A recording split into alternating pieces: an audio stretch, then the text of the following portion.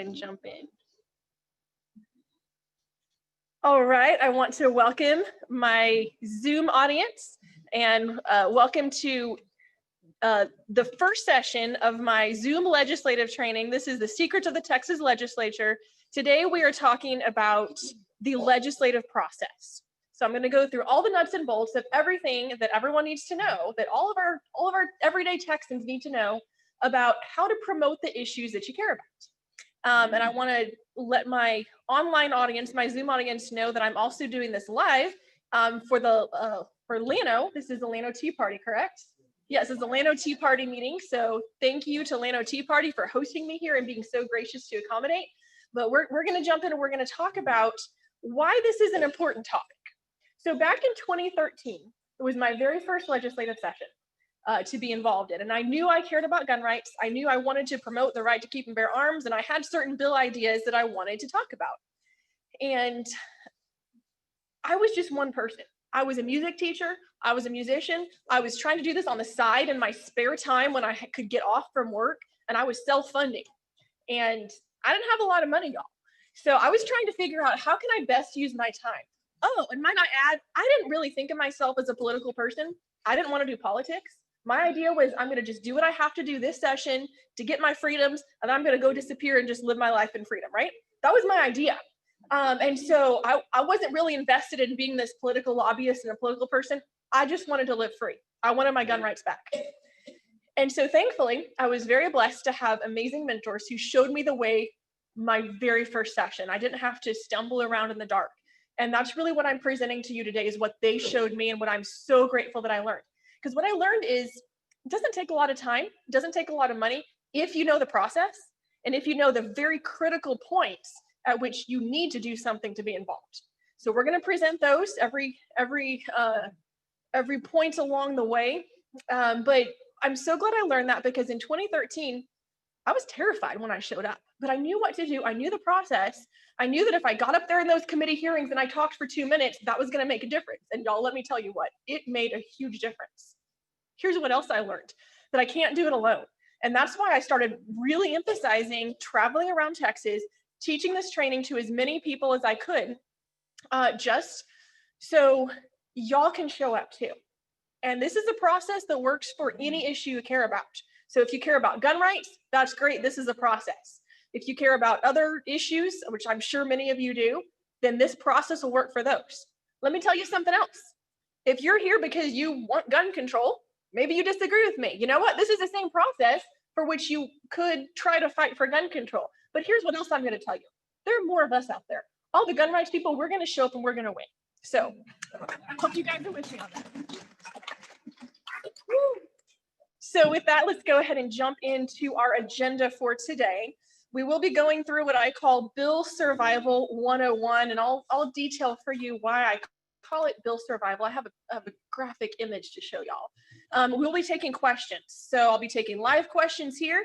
And for my online audience, y'all just go ahead and use your Q&A or type your questions in the chat, and we'll have folks reading those out for me here so that I can read those. And actually, I want to give a shout out to Wes Verdell, who was up here earlier. Not only was he an amazing congressional candidate and an amazing activist in so many other ways, he's also helping us out at GOA as our regional coordinator for this area, our Hill Country regional coordinator. So thank you, Wes. And Wes will be reading out questions from our online audience. So y'all make sure you are asking your questions and we'll get to those. I will then be going through some of the gun bills, the pro-gun bills and the anti-gun bills that have already been pre-filed. Don't get too excited here because there's still many more months of filing, but we have a start already. And then we'll cover once again, what are the key important things that you can do right now to ensure that you're doing all you can to fight for your gun rights. So that's our agenda. We'll go ahead and move along. And let me see, let's get those slides moved along. I think we're on the 3rd page now. There we go, that's our agenda. And then we are at Bill Survival 101. So I have a picture here. Let's go on to our picture. This is what I think is the bill process. So that guy there, I think that guy personifies a bill because it is so much easier to kill a bill than it is to pass it. And I think that's a great thing, honestly, because I want less government, more freedom. not the other way around. Okay, so I'd rather them not pass so many laws. But here's the deal. Sometimes I have people call me up, especially after I've said, hey, we want all these bills to pass, or here's a list of good bills. And they say, we don't want more laws. Why are you supporting bills? Well, here's the deal. If you want to repeal the bad laws, you do that by passing a bill that repeals them, okay? So just so we're all clear here, if you want to get rid of some of the laws, that also takes a bill. We will be digging a little more into that next week in our legislative training session. But it's a lot easier to kill a bill than it is to pass it for a couple of different reasons. Number one, our legislative session here in Texas is only 5 months every other year. So we just had our elections. That means that in January, the session starts. The business doesn't even really get moving till February, March, April. Then May is just this race to the end of May. After 5 months, the session's up. It's a little under 5 months. Session's over. And if a bill didn't pass, if it didn't meet all of its deadlines all the way through, it's dead. There's no way to bring it back. It doesn't come back the next session. So that's great for when you want to kill all the bad bills. We use that. Let me tell you, we used that a lot last year to kill all the bad bills. But it also means if you want to pass the good bills, you got to work even harder. So we're going to go through what that looks like. I got another picture for you. So next picture is not only do we have the scary whale there who's getting ready to eat us all up, but we also have all the uncertainties of the COVID response, as we heard discussed already. Now, there are a lot of questions we could be asking about COVID and the response, but the one that I want to talk about right now is they're saying that there's a strong possibility the Capitol is going to be closed. They're not going to allow the regular people in. There's been some talk about only letting some people in. In fact, in an anonymous survey a couple of months ago, 54% of the legislators said they want to open the Capitol only for those who have business in the Capitol. Now, guys, let me tell you, I think you and I, everybody listening online, all of Texans have business in the Capitol. It's our house. It's our building. We need to be in there standing up for our rights. We have business. That's our business. And part of the legislative process for every single bill that ever passed and ever will pass, part of that process is an open invitation to all Texans to come in and give your opinion to the legislature. So if they have it closed to only maybe lobbyists or people who have an appointment, that doesn't do us any good. We need to have the freedom to show up if we choose. And for those who don't choose to show up or who are unable to show up, they also need to be able to participate without having to show up. In previous sessions, it's very ironic. I've always championed that you shouldn't have to come to Austin to participate and register your opinion. Well, now I'm find myself kind of almost on the split side of it, saying, well, you should be able to come if you want to, right? You should have that option. But the bottom line is we don't know. So what I'm going to do today is I'm going to present the legislative process as it normally is. But please be aware that pretty much everything in this could change. Especially the way that you get to show up, especially some of the committee processes. Just be aware of that. We will be putting out information on how it will change to the best of our ability. We don't know all the details yet. So I'm going to tell you how it normally is. And then as always, this is 2020, right? Be ready for change. So let's move on. We got Bill Survival 101. So this is kind of our major graphic, and I'm going to keep coming back to this idea.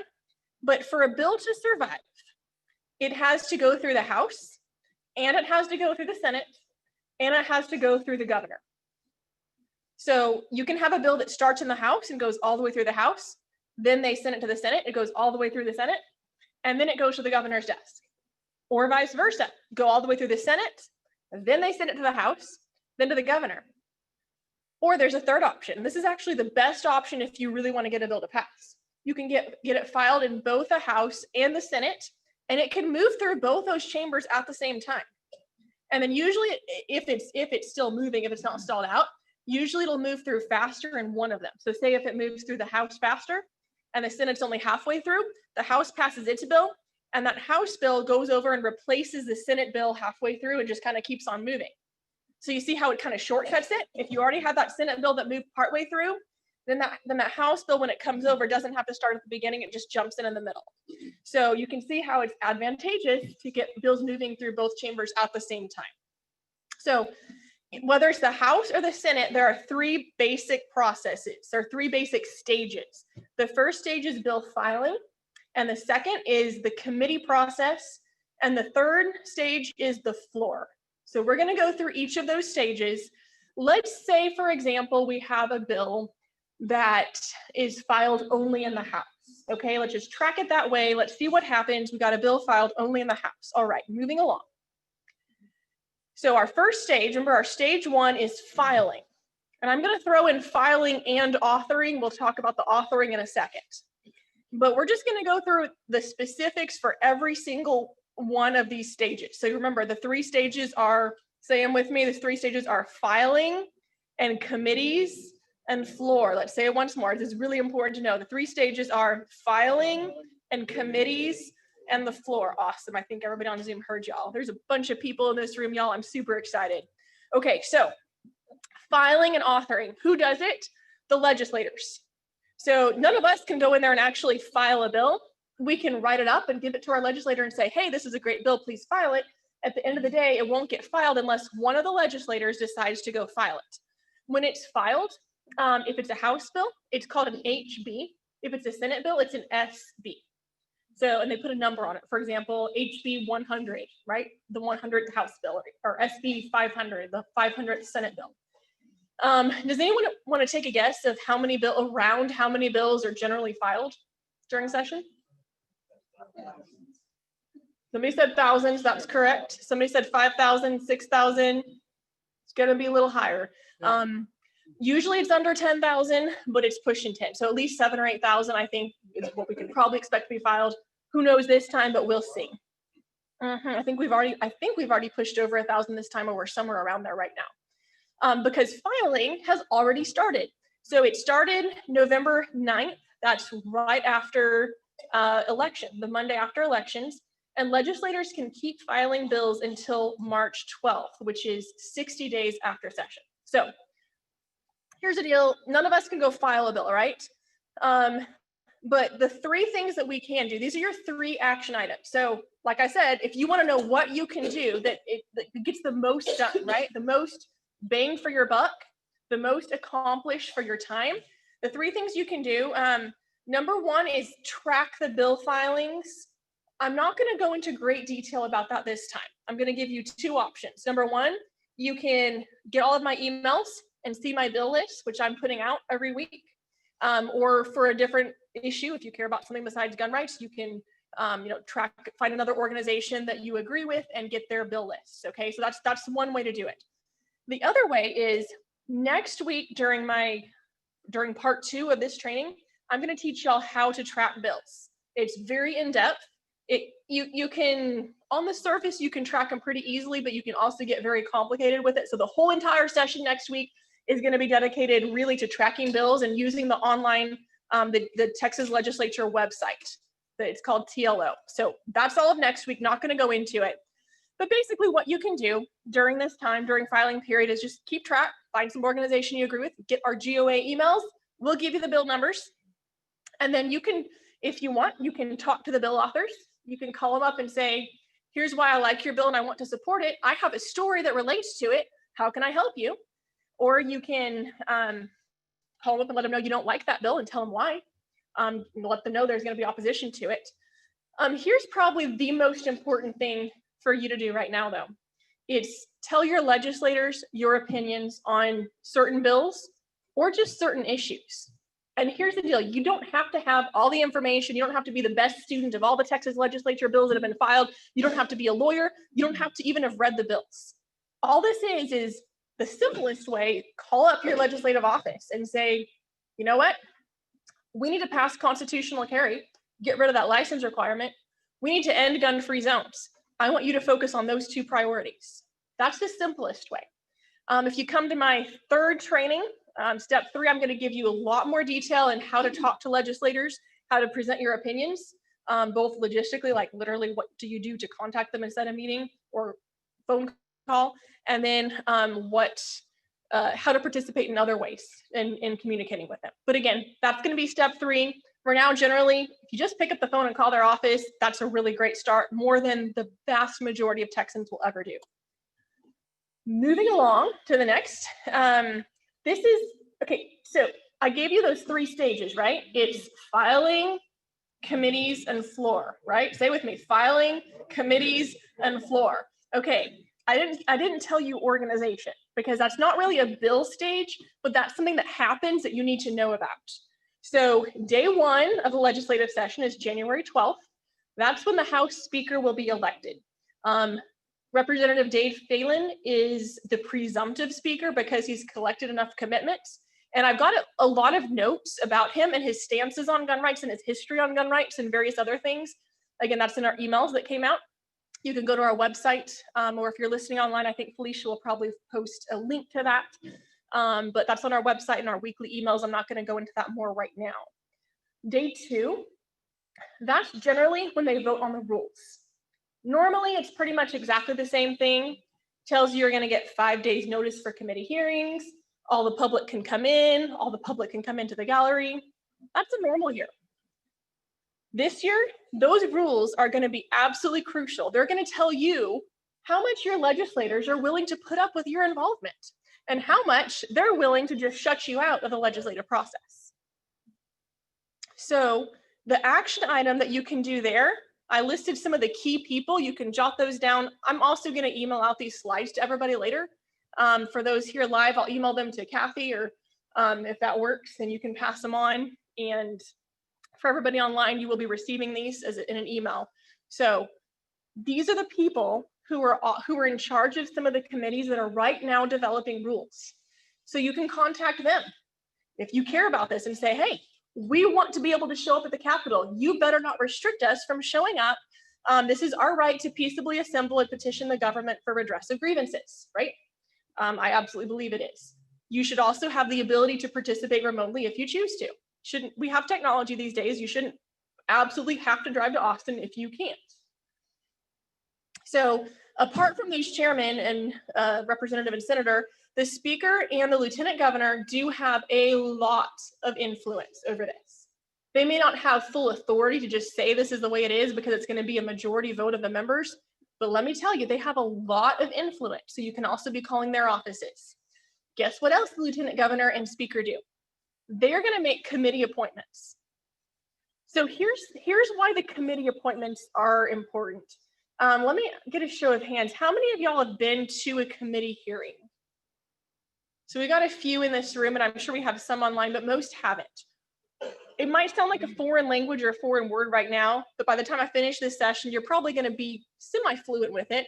We have a veteran here in the room, John Bolgiano. You're famous because he shows up to all the gun hearings. You guys should be so thankful. Should like buy him a car to drive to Austin for the meetings, right? See, I'm doing you a favor. Or guns and ammo, that probably works too.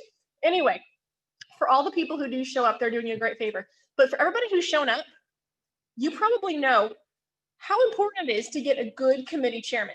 Let me give you an example. All the gun bills the majority of the gun bills go to the Homeland Security and Public Safety Committee. Do you know who was the chairman of the Homeland Security Committee last time? Representative Poncho Nevarez. Do you know which representative out of all the 150 representatives hated constitutional carry activists the most? And like the most actively hated them and talked against them? That's right, Representative Poncho Nevarez, who was appointed to chair the committee that all the gun bills came to. Let me tell you, I don't think that was just a coincidence that happened that way, okay? So there might have been other reasons at play as well, but he definitely did a great job of just poking fun at our witnesses who showed up. So it matters who the committee chair is, it really does. So we will be looking for that. But something you can do is contact Lieutenant Governor and Speaker and say, we expect you you can do it different ways, but one way I like to do it is say, hey, you're in the Republican Party. Your party has a priority of constitutional carry. Therefore, we expect you and we hold you accountable to make sure you're appointing committee chairman who will not stall out your own party's priority that it has told you to do. So that's one way of doing it. That's enough of organization. Let's go ahead and move on. Let's talk about stage 2, which is the committee process. Remember, it went from filing to committees to the floor, right? So the committee process is step 2, stage 2. It is the most important time for you to show up. So I'm going to tell you a secret. Especially my first couple of years when I was still a music teacher, trying to do this just on the side, really not wanting to be in politics at all. I had a lot of people think that I was at the Capitol like every day. I'm gonna tell you a secret. I hardly ever went to the Capitol, but I just showed up when it mattered. I showed up for the committee hearing and I testified, and some days I just didn't like the politics there. I would leave as soon as I was done testifying sometimes. Now I've learned it's better if you stay. But I'd show up and I'd testify. And because I showed up when it matters, the legislators just thought I was there all the time. And I ended up having a lot of influence, or at least being able to influence others also to show up with me, and everybody together. I think that's what had the biggest influence, not just one person, but everybody as a whole. Because other people across Texas started hearing about it. They started showing up too with me. Pretty soon we had sometimes dozens or hundreds of people show up. That's amazing when that happens. It makes a difference. So here are the steps of the committee process. The first thing that happens is the speaker sends the bill to the committee. This usually happens maybe the end of January, early February, somewhere in that time frame, a few weeks into session. Next, the committee chair gets to decide if he's going to schedule it for a hearing. Notice I didn't say when. The committee chair does not have to schedule any bill for a hearing. And next week, when I dig into that website, I'm going to show you some numbers on how many bills die in committee, but it's often over 50% of the bills that get sent to a committee. They never move out of the committee. A lot of times they're never scheduled for a hearing and they're just dead. Nobody ever votes against them. Here's the thing, most bills die not because they were voted down, but because somebody persuaded somebody else to just not do anything and just leave it there and not touch it. And then, oh, our deadlines are passed. Oops, it just died. Nobody killed it though. Nobody voted against it. You can't blame anybody. So I'm going to tell you who to blame right now. That bill dies in committee. You're going to blame the committee chairman. But also you can hold the speaker or lieutenant governor accountable because they appointed the committee chairman. You can hold accountable all the members of the committee because they didn't, as a majority, say, we're going to still vote on this. We're going to bring forward a motion in spite of what the committee chairman told us. So you can hold a lot of different people accountable, but the committee chairman is the one who actually has the authority to set that hearing or to decide not to. So he schedules it for a hearing. Hearings last February, March, April. If your bill hasn't had a hearing by April, it's probably dead. If it has a hearing in March, that's usually a really good sign. Sorry, in February, it's a great sign. In March, that's still good. So that's kind of the time frame. Bills can still have a hearing in May, but it's just not very likely because it's definitely totally dead by that time. It's just a show. And then that committee hearing is the Texas legislature's invitation to all the state of Texas to come to the Capitol during normal years anyway, and give your opinion on that issue. So if I ask you, oh, hey, do you want to go to the Capitol and testify on a bill? Maybe it sounds a little scary, right? Like, oh my gosh, I don't testify. I don't know everything about it. I'm not the expert. I'm not an expert witness. How about this? What if I ask you, hey, if you had the chance to tell the legislators to quit infringing on our rights and tell them to quit, like tell them to pass this bill already, and you could tell them that to their faces and they had to look at you and just sit there and listen to you while you told them that, would you want to take them up on that opportunity? Does that sound a little better? Because that's what a committee hearing is. It's literally the chance for the people to show up and say, we like this bill, this is our freedoms, pass it. Or to say, this infringes on our rights, don't tread on us, don't pass this bill. And you don't have to give all the legal reasons. Now, if you have them, if you want to explain constitutionally or legally why this is bad, that's great. But if all you want to do is you say, this bill would hurt my family and me, it makes us less safe, don't restrict our gun rights because we're in danger if you do. And let me tell you why. Let me tell you a story about my family. That's what they need to hear. They need to hear from every single one of you, because I can go and I can spend all day talking to them. It's not going to have as much impact as if they see your faces, they see you coming in. That's why I'm pushing for your ability to go to the Capitol. But either way, even if we have to do some things virtually, we need your faces showing up virtually in person. That's why it's so important. So that's the committee hearing process. You can testify at a hearing. I am going to talk a whole lot more in detail at a later training about what that exactly looks like.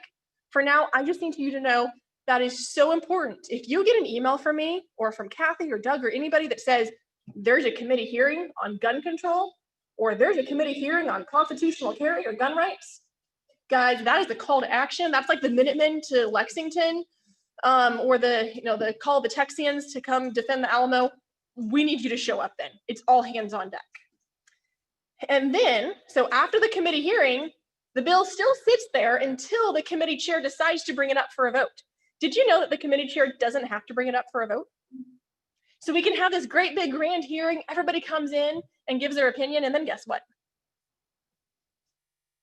It sits there, it dies, nothing ever happens. Not crazy? So what needs to happen after that is you need to get on that committee chair and say, okay, you have the hearing, now schedule a vote fast. Don't hold it for a month before you schedule a vote, because if it sits there, it's probably going to not meet the deadline. It's going to die. So you see how there are so many times where a bill could die. And that's why it's important to show up when it matters. So if I could pick just one time for each of y'all to show up, I'd pick your most important issue, which I'm going to hope it's constitutional carry or ending gun-free zones. And I'd say show up to that one hearing, or maybe 2 hearings if we get hearings on both bills. Show up that one time to the committee hearing. That's the most effective way. We just actually got a question online asking, well, is there some forum where we can talk about carpooling? And the best answer for that is yes. We have a Facebook community for those of you who are on Facebook. And that's the best place to talk about carpooling, to talk about logistics. We'll do Facebook event pages as well. If you're not on Facebook, we are working on other methods too. For people here in Llano, you would be talking to your regional coordinator, Wes Verdell. For people at other places in the state, we're adding different regional coordinators throughout, so they would be your point of contact. But we do help you with that because we want to make it as easy as possible. At the end of the day, we can't be you. I can't be 50, 100 people in the seats. You can do that, but I do everything I can to make it easy for you to show up. So if you have the committee hearing and then the committee chair decides to hold a vote and they vote yes to get out of committee, that's awesome. It gets out of committee, then what happens? So we have filing, committees, and whoops, I moved this over. I already talked about that, sorry. Okay, moving on 2 more slides. Okay, yes, you said it right. We have filing and committees, and we have the floor vote, but wait, there's more. So we're in the middle of committees, right? We thought we were out of committees. We're not quite out of committees. In the House, after a bill passes the main committee, like talking about the subject matter, this is where all the public comes in and says, yes, I want this bill, it'll help save lives. Or the gun control crowd comes in and says, no, blood in the streets, it will kill my children, you can't have your guns. Or maybe they say, oh, we're not trying to take your guns away from you, we just want you to be responsible, safe gun owners and get rid of all your guns, voluntarily, or things like that. Okay, so that's the committee hearing. Guys, I keep on harping on this, but let me tell you, okay, I have been to so many committee hearings, way too many, where we hear person after person from the gun control side talking about all these sob stories about how they're so afraid of guns because they just love their kids and they're afraid their kids are gonna get hurt. You know what? We don't need to all be in there telling them how we're afraid our kids are gonna be hurt and our families are gonna be hurt if we don't have our ability to defend ourselves, and our freedoms are gonna be infringed. And that hurts our families more than anything. Because ultimately, yeah, guns protect us from the bad guy. They also protect us from a tyrannical government, which is probably the bigger threat. So it needs to be all of us and all of our voices in there. And GOA members have done a freaking awesome job, and I love it, of showing up to committee hearings throughout the whole past year. But we can't stop now. Now is the time to push forward. So after that committee hearing and the committee vote, in the House, it goes to the calendars committee. That's where bills go to die. Because there's not a big public hearing. You don't get to hear their discussion. They apparently sometimes pass around colored cards about things and like put little secret numbers on, on their cards of, hey, I'm going to vote yes on this, I want to no on this. And the people on the committee sometimes apparently have like a certain number of vetoes they're allowed to give, but a lot of that is done secretly. And then the public part is when they come and they have their meeting, but all it is they read out, they're like, okay, so-and-so makes a motion, HB this and this and this and this and 42 and 83 and 536, and they read out like 50 bill numbers. We vote yes on these. Everybody says aye. Okay, these bills, we vote not to take action on these. And there's never discussion about why. It's not an individual up or down vote. They just all vote unanimously because they all pre-decided. They all made their deals with each other. So that's what the calendars committee is. And what you can do, sorry, I think I just bumped this here. What you can do is you call the calendars committee members and you tell them, give this bill a vote. And let me tell you, if they get enough phone calls from somebody about one bill, they're actually going to jump on it. If it's enough. Sometimes it takes a lot of phone calls. They're going to realize, oh crap, I might not get reelected if I vote no on this. We need to push this through. In the Senate, it's similar, but it goes to the lieutenant governor, and the lieutenant governor decides if it gets to the floor. So moving on, next, after it's filing, and then committees, and then floor, right? The floor process is simple. They call it second reading. That's when most of the debate happens and they have a vote, and they come back usually the very next day and they have their third reading, which is just like the final vote. There can be more debate and amendment that time. But here's the deal. Once the bill gets to the floor, it's almost always going to pass. That's because if they don't want to vote yes on it, they stop it before it gets to the floor. So if you're waiting till the bill gets to the floor and then you call your legislators and say to vote yes or no, you're too late, y'all. The decision's already been made. There are some exceptions. There are sometimes ways to kill a bill, and I did that successfully last year by just flooding the Capitol with phone calls. Probably some of y'all called. I appreciate that. And everybody just said, kind of sat back and said, oh my gosh, is this a gun control bill? We're not sure we want to vote yes on this. And they actually ended up, there was enough pressure that, remember Pancho Narvaez? So it was his bill, and his colleagues, because they had so much pressure, they actually forced him to go remove his bill so it didn't get voted on. So that was a really, really good victory that we had. But that's a lot of hard work. So most of the time, if they get to the floor, it's going to pass. You got to work to get bills to the floor. You got to work long before that time. All right. Moving on, I'm going to go ahead. I'd like to take questions about the legislative process. So I do have a few more things I want to go over. I do definitely want to go over the gun bills. But before I get to all of that stuff, while we're just thinking about the process, I do want to go over questions. And I'm just realizing I actually left one slide off. So before we actually take questions, so a bill, like we just went through, it has to go through both the House and the Senate, right? And in each chamber, it goes through the committee process, the bill filing process, the committee process, and then the floor, okay? So it goes to the House, all those things, and then the Senate, all of those things. Or vice versa, start in the Senate, all those three stages, then in the House, all those three stages, right? Or at the same time, we got that? Okay, so if the House and the Senate passed exactly the same language, then that goes to the governor. And if they didn't pass exactly the same language, then they have to pull together what's called a conference committee. Some House people, some Senate people try to figure out, let's agree on a language, and then both the House and the Senate have to sign off on that agreed language. Does that make sense? So that's kind of what happens there. Now let's talk about what happens when it goes to the governor. When it goes to the governor, either he signs it, then it gets passed into law, usually goes into effect in September, or he can veto it. If the legislature comes back within 10 days and gives a high enough vote, I think it's a 2/3 threshold, then they can override the veto. But if the session's already over, then they can't override it. Or he can choose not to do anything with it, not to touch it, and then it still becomes law. It's kind of like he's saying, well, I don't want to approve it, but I know you guys are going to approve it anyway, so whatever. That's kind of, I don't know, that's the way it works. But anyway, that's the one little slide that I left off. Hopefully that makes sense. It's not super complicated. And now I would love to take your questions. I see one on here. I'm going to go ahead and answer them. I'm going to answer one from the room. It's the committee chair, an individual person. Yes, it is one person for every single different committee. So for the Homeland Security Committee, it was Pancho Narvaez. It's a representative in the House, or it's a senator in the Senate, and that's appointed by the leader of that chamber. So the Speaker of the House appoints the chair. It's one person, and then all the other members, usually there are 9 to 11, sometimes 15 if it's a really big committee, but that's what a committee chair is. Okay, yes, ma'am.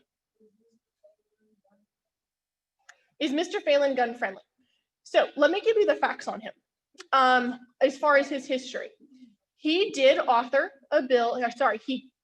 He put his name on at the very top of a bill in 2017 to get rid of our license requirements. It wasn't full constitutional carry. It would have been like if you can own the gun, but also if you meet all these additional requirements, which is basically the same requirements as getting a license to carry, then you can carry without a license. So that's a positive step towards what we want, right? Because what we want is, if you can own it, you should be able to carry it. No license required. That's constitutional carry. Okay, so he put his name at the top of that. He actually authored last year, he was the author that pushed through constitutional carry for disasters. So that bill, I call it a fraction of a breadcrumb, because it only applies in very limited circumstances. Fun fact, it didn't even apply in the biggest disaster ever, which was the coronavirus response, right? Didn't apply in that, even though it was constitutional carry for disasters. But it was a good bill that we supported, and it was probably the biggest gun bill that even passed. So there was that, but that was his bill. He also did an awesome job, a really, really great job of of pushing through our suppressor bill. So he was the committee chairman. He expedited that bill. He got all the Democrats on that committee to vote yes for it. So we got a bipartisan unanimous vote on the suppressor bill and moved it forward and got a really good vote for it also on the House floor. That's encouraging. On the flip side, a lot of people, influential people, have asked him to commit to giving constitutional carry a vote on the floor this year. And he hasn't said yes yet. So that's concerning. So I would encourage everybody in here to give him a call tomorrow. Guys, if every single one of y'all called him tomorrow, his office, like literally it would take you 30 seconds. Everybody who's on our video too, take 30 seconds. You can Google his number, okay? Felicia can put it in the chat. You guys can Google Dade Phelan phone number. Call his office phone number. A staffer is gonna answer. And all you do is you say, hi, I'm a Texan. I hear that Mr. Phelan is the presumptive speaker. Can you please ask him to give us a commitment that he will give constitutional carry a vote? Just be like, tell him, I want constitutional carry to get a vote. Will you commit to doing that? That's all you gotta say. 30 seconds. That would have an impact. All right, next question. Yes. Will you or your staff be able to give us a list of these committee members and their telephone numbers if we can pursue? Yes, we will absolutely be giving you a list of the committee members and their phone numbers. That's something that we publish as soon as it's available. It'll probably be out into January, beginning of February, we'll see. But yes, we will be putting that out for sure. Other questions? Wes, are there questions? Yeah, go for it. So Wes is going to read out the questions from the chat. All right.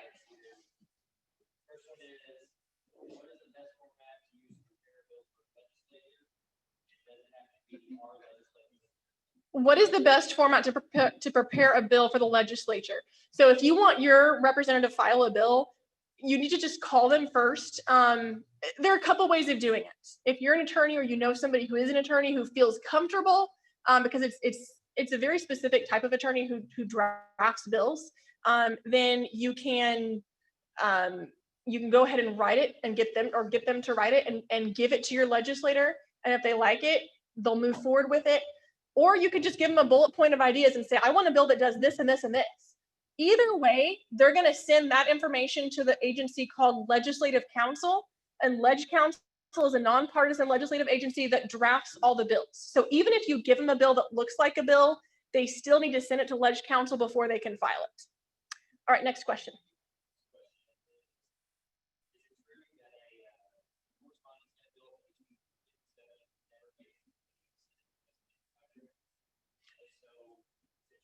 Okay, so the question is about a Senate bill for constitutional carry. There was not a Senate companion for 357. That 357 was filed in 2019. There was not a Senate bill filed in 2017. There was only a House bill. Way back in 2015, yes, there was a Senate bill filed by Don Huffines.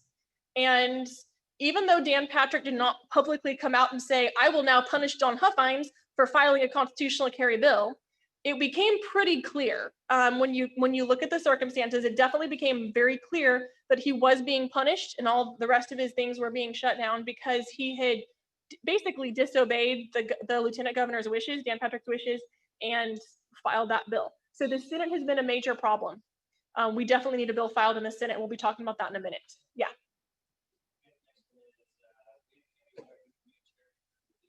Okay, committee chairs are going to be announced, like I said, end of January, beginning of February. Same thing with the members. Poncho Nevarez cannot any longer be a committee chair because he is not a representative, because unfortunately the poor guy was caught with dealer levels of cocaine and decided not to run again. He dropped him out of his pocket, I think, at the airport. Poor guy. So no, he will not be here.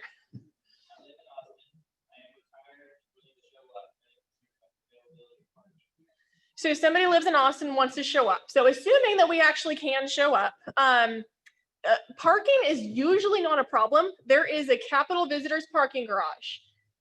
Every now and then, if there's a huge hearing, usually not a gun hearing, but something else like education, sometimes it will be full, and then parking is very hard to find. Or like during South by Southwest during a normal year, that would be hard just that week. Otherwise, I can always find parking in that parking garage if I stay there the whole entire day. Like if I get there at 7 a.m. and I stay there till past midnight, it's still only $12 for all day. So that's a very economical and a very available option.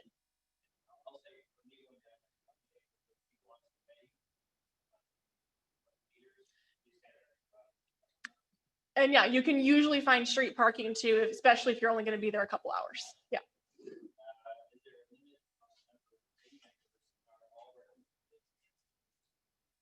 So all representatives and senators are assigned to committees. Most of them are assigned to multiple committees. And the rules, I think, dictate how many members, or sometimes it will give a range of how many, but I think the rules that they pass on the second day will verify how many members are supposed to be on each committee. The average House committee has 9. I want to say the average Senate committee is a little bit bigger. So I think all of them are anywhere from 7 to 15, but 9 is a kind of an average number.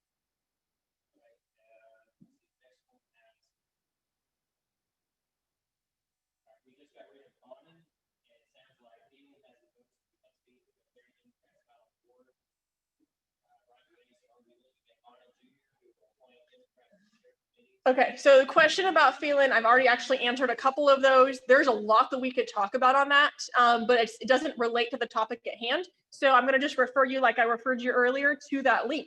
I've sent out information on it. We will be sending out more information.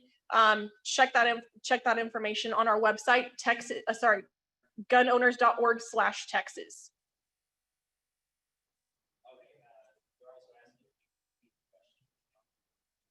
Yeah, I'm there. Yeah, I think y'all are asking if I can repeat the questions. Craig, thanks for asking that. I think I'm being clear in giving my answer of telling you what the question was. Does the governor still have line item veto?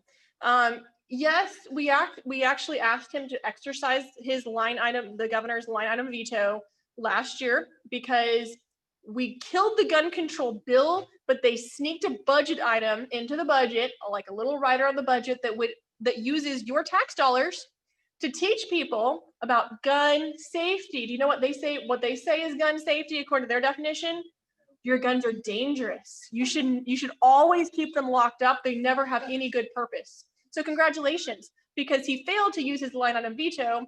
Now your tax dollars are being used. Let me tell you, we're going to talk about that in just a second with the gun bills, but that's one of the quote gun safety issue, and the way that the gun control folks have tried to repurpose that term.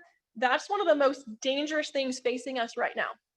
It's mind control. They're controlling the way that people think about guns. And I'm guessing, this is just a hunch, I'm guessing most of the people in this room here in Llano, and probably most of the people listening online, probably your minds are not going to be changed. Probably you're going to keep believing in your gun rights. But you know what? What about your family, your kids, your grandkids, your neighbors, other relatives, other friends? Their beliefs may not be so strong as yours, and their minds might be changed to start thinking, oh, an assault weapon, it must be evil. Oh, a high capacity magazine. Wow, who needs a high capacity magazine? We got to resist that. We got to resist their terminology changes. So gun safety, guess what that means? It means, first of all, make sure you have your gun with you when you need it, because it'll keep you safe. Also means keep your finger off the trigger until your sights are on the target. Treat every gun as if it's loaded, point it in the right direction. Be aware of your target, what's beyond it. That's gun safety, not their stupid idea of what they say keeps us safe, but it doesn't. It's not an assault rifle. It's a commonly owned firearm. It's not a high capacity magazine. It's a standard capacity magazine. So that's a little tidbit. I'm going to get to that also a little bit later in later trainings, but that's my tidbit about those terms.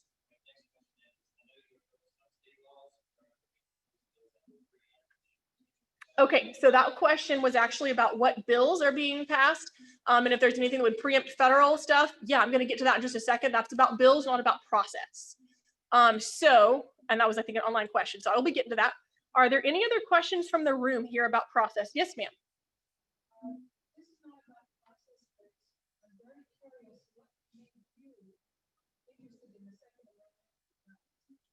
So the question was, what made me interested in the Second Amendment and guns? My brother said, I'm going to give you the very short version of it. My brother said he was going to start carrying a gun. And I freaked out because I thought the gun was going to explode and kill him, because we all know that's what guns do. So I went and I did my research because I was going to prove to him that it was not safe for him to carry a gun. And even though I was looking for basically the anti-gun statistics, they weren't there, y'all. When I was honest with myself, they weren't there. And it only took a couple of weeks for me to go and ask them, what do I have to do to carry a gun? Because now I realize I'm vulnerable. I'm safer if I carry a gun.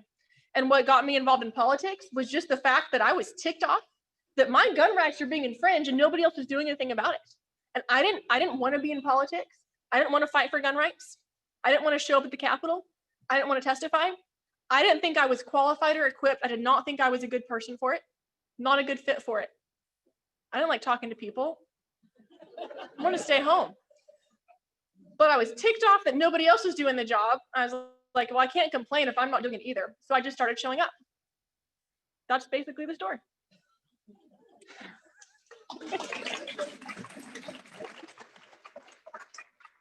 Were there any more online questions? Got most of them. Okay, I think there was one last one that I just saw come through. Okay, for people who can't make it to Austin, are there any suggestions for county level action?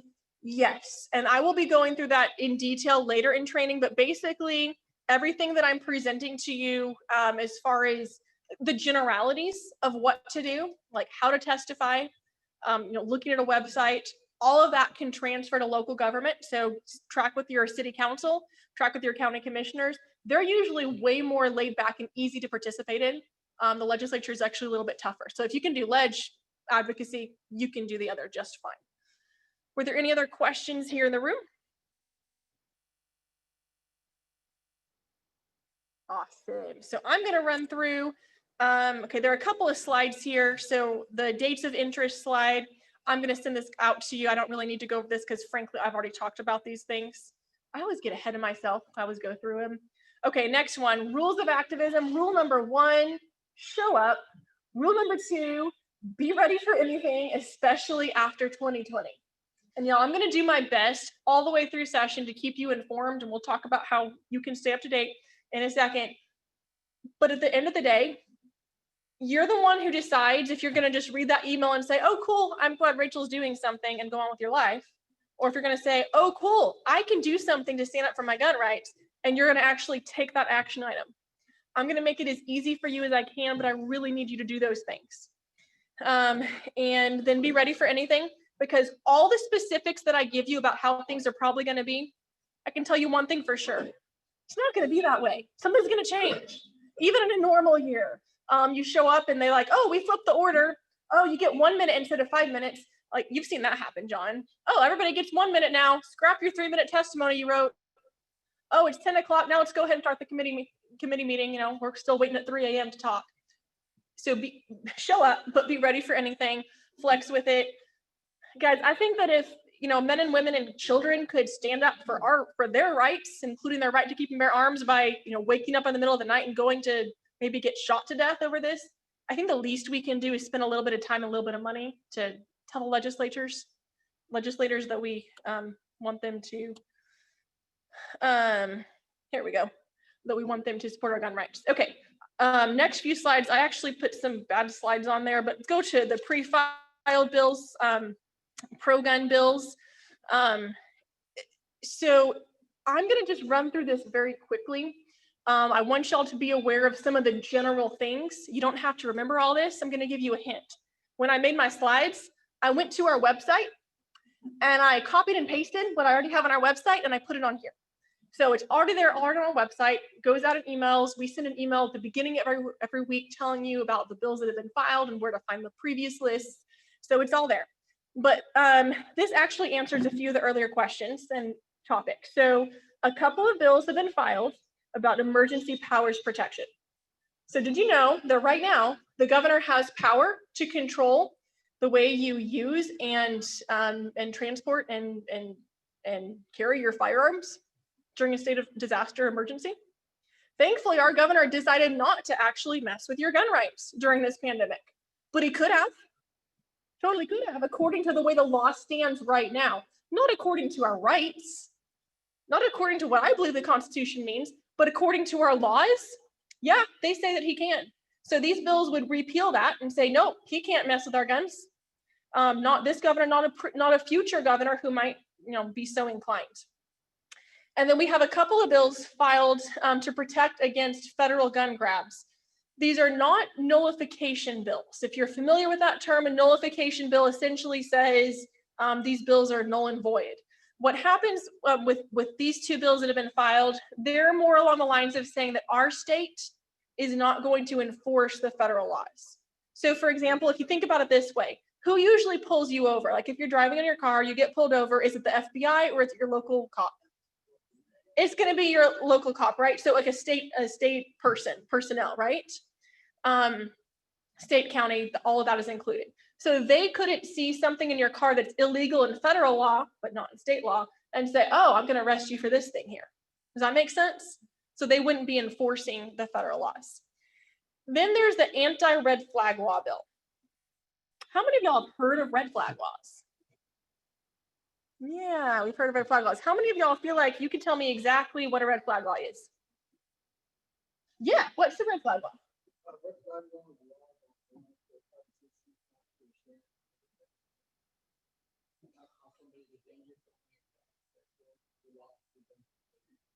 That's one of the best explanations I've heard, because it's hard to explain, isn't it? What a red flag law is. We know it's bad.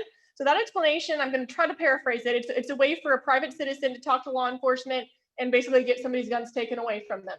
So the way I define it, it's the same idea. I come out a little bit differently, but it's a way for government to take away your guns before you've committed a crime. Without due process. Exactly. So there's no allegation of saying, oh, I think this person committed a crime, here's all my proof. It's like, nope, they haven't committed a crime. And people can even say, no, I don't think they're going to hurt me, but I think they could be a danger to somebody else, so therefore take away their guns, but leave them free. That's what a red flag law is. So this bill would say Texas is not going to be a part of any federal red flag law scheme, and our local governments and other people in the state cannot try to do red flag laws on their own. Because did you know that Dallas County, Bexar County, Harris County, El Paso County, see a trend there? I wonder why Travis County isn't a part yet. Maybe it is, I don't know. They're all starting programs that are basically as close to red flag laws as they can get. So this would keep that from happening, we hope. And then there are a couple of bills, permitless carry and ending gun-free zones. I'm not going to get into all the details right now because I don't have time. Again, there's a blurb about this on our website that goes into more detail. Both of these bills are placeholder bills. So they don't give, it's not the wording that the representative intends to stay there. Also, both of them are filed by Representative Drew Springer, who is currently in a runoff election for a Senate race. So he will either be in the House or the Senate. It's not decided yet. It's the permitless carry bill that was filed a few years ago. Remember that I told you that Phelan had joint authored. So it's not the wording that we want for a constitutional carry bill. We want to say, if you own it, you should be able to carry it. Right? You legally own it, legally carry it, no permit required, open or concealed. This would say, if you own it, but you also meet all the other requirements of an LTC. So we want to get rid of that when that's what we're asking for in the final language for that to be. Also, we obviously want to end gun-free zones. And this is a bill that would end gun-free zones. Again, placeholder wording, it's not quite using current law, but this is a bill that Springer actually pushed through committee a number of years back. And it was one of my priority bills. So that's an interesting one to look at. And again, we're not going to go through all of these bills in detail, but just to let you know, yep, red flag laws have been filed. Multiple red flag law bills. You know what that is now, right? It's a way for government to take away your guns before you committed a crime. It's like Minority Report or thought crime. They want to let cities fully regulate firearms. So a city could say, oh, you can't open carry here, or oh, you can't have your rifle in your car with you, or you can't carry your rifle here. You can't carry a handgun here. No handguns in any buildings. Repeal the stand your ground law so that you have a duty to retreat before you use your gun to defend yourself. They want to ban commonly used firearms and normal capacity magazines like we discussed. Oh, those have been filed. They want to ban private gun sales. They want to ban rifle and shotgun carry. And we're going to go on to the, actually, so that we skipped a slide, move to the next slide, the gun control slide, just talk through that. And then we're going to go on to the next slide, which is a note about gun control bills. Guys, I'm going to ask you to be aware of the shock and awe tactics. So when you hear about bills like, they're going to take away your ability to own any gun, they're going to ban all of the guns, completely ban everything. That is what is coming to Texas if we don't work really hard to elect more pro-gun representatives and keep growing our pro-gun majority in the legislature. Those bills, the shock and awe, the California style bills, those are coming to Texas. But the crazy California style bills, I don't think those are going to pass this session. But do you know what's going to happen? Do you know why they filed them? Because they want you so focused on those bills that you say, oh my gosh, we don't want those to pass. Please don't pass those horrible bills. And then they sneak in their gun control light. And they say, see, that's not so bad. Let's compromise. Let's only pass a little bit of gun control because we could have forced you to pass a lot of gun control. We need to be thinking the opposite direction. We need to be saying, you know what? Our gun rights are currently being infringed. This is intolerable. We need to restore our gun rights. So that's what we need to be fighting for. I think the biggest danger of this session, like I already mentioned, is the mind control. It's the bills that will kind of change the way people think about guns and your perception or your neighbor's perception or your other friend's perception. So I'm going to be putting out more information. I have a video on YouTube right now on our GOA channel, but that I believe is one of the biggest issues. All right, moving on. As we wrap up, here's how to fight for your gun rights. Number one, join our email list. gunowners.org/Texas. You scroll all the way down, you join our email list. Like I said, we're sending out legislative updates every week. We send out GOA updates. We send out action alerts. I have a special invitation coming up for, I'm going to go ahead and tell everybody who's online and here, we're going to have a super, super cool range day party for New Year's Eve. And it's not too far from right here. So y'all get on our email list so you actually get that invitation. Second thing you can do is you can join GOA. Again, gunowners.org/Texas. It's $25 a year for a basic membership. For people who are here, if you want to throw on $5, I'll throw you a free shirt in also with that. Our cool GOA t-shirts. And here's number 3. Plan now to show up during session. We're going to be sending out invitations. We're going to make it easy. I cannot stress how much I need you to show up. It cannot be just me fighting for your gun rights. That's not going to get us constitutional carry. It's got to be enough of you showing up to say, no more shall you tread on us. We're done. It's not just a matter of stopping gun control. We are ready right now to restore our gun freedoms. So that concludes our first session. If we go to the next slide, you can see what's coming up next. December 10th, which is a week from today, that's going to be talking about how to use that website to find all the information you need. It's right at your fingertips, literally everything. I had a lady come up to me once. She said, there was some bill filed by Representative so-and-so. I think it was back in this year or maybe this year, somewhere around this time. And it was about this thing. And I heard that somebody testified in committee against it. And that's what killed it. I was like, oh, we can figure that out. So I went and I actually found that bill. I looked up the author and the topic, found out what bill number it was, went and found out what day was heard in committee hearing. I pulled up the video from that committee hearing and I told her who it was. And I told her the witness list and who they represented. And she said she's been looking for years for that information. Guys, it's all right there. It's just a little complicated to use. So we're going to go over that next week. And the following Thursday, we're going to be talking to legislators. So everything from phone calls to meetings to committee hearings, all the ways you can effectively communicate and talk about gun rights. We'll go over talking points as well. So the sign-up link is on our events page. You go to gunowners.org/Texas, go to our resources page and go to our events page. and here's my information. So tell me what I can do to help you make change happen. And let me just check the chat once more. Are there any other questions from this room before I finish up? Yes, sir. Let me ask you if you would even care to comment. Sure. A little bit off subject. What is your opinion today of the NRA? So that's a long conversation. Let's hold that till the end because I will definitely talk about that. So right now we're here to talk about GeoWay and what we're doing. So we are fighting for your gun rights, but most of all, we're helping you to fight for your own gun rights. Like I said, shouldn't be about me showing up, it should be about you showing up, connecting with your legislators. So we're going to go ahead and say goodbye to our online audience. Thank you guys so much. And you will get an email with the recording and with the slides probably tomorrow. So thank you guys so much.